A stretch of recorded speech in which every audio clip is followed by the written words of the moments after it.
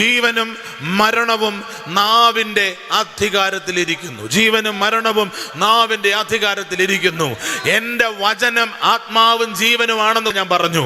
ദൈവത്തിൻ്റെ വചനം, അതിൽ ജീവനുണ്ട്. അപ്പൊ നിങ്ങൾ അത് പറയാമെങ്കിൽ നിങ്ങൾ ജീവനെ തിരഞ്ഞെടുക്കുകയാണ്. ദൈവത്തിന്റെ വചനം ജീവനുള്ളതാണ്. ദൈവത്തിന്റെ വചനം ആത്മാവും ജീവനുമാണ്. ജീവനുള്ള വചനം, ജീവൻ വഹിക്കുന്ന വചനം നീ പറയാൻ തുടങ്ങുമ്പോൾ നിന്റെ വീട്ടിൽ മുഴുവൻ മരണമായിരിക്കും. പക്ഷെ ആ അന്തരീക്ഷത്തിലേക്ക് നീ ജീവനെ റിലീസ് ചെയ്യുകയാണ്. എന്തിനും ഒരു അന്തരീക്ഷമുണ്ട്. തെങ്ങ് കായ്ക്കുന്ന അന്തരീക്ഷത്തിലല്ല ആപ്പിൾ വൃക്ഷം കായ്ക്കുന്നത്. ആപ്പിൾ വൃക്ഷം കായ്ക്കുന്ന അന്തരീക്ഷത്തിലല്ല വാട്ടർമെലൺ കായ്ക്കുന്നത്. എന്തിനും ഒരു അന്തരീക്ഷമുണ്ട്. അത്ഭുതത്തിനൊരു അന്തരീക്ഷമുണ്ട്. ദൈവപ്രവൃത്തിക്ക് ഒരു അന്തരീക്ഷമുണ്ട്.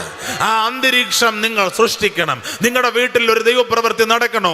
വിശ്വാസത്തിന്റെ വചനങ്ങൾ പറഞ്ഞുകൊണ്ടിരിക്കുക, ദൈവവചനം പറഞ്ഞുകൊണ്ടിരിക്കുക. കാരണം ദൈവവചനത്തിന്റെ പ്രത്യേകത, ഇനി അതിനകത്തൊരു ഒപ്പീനിയൻ ഇല്ല.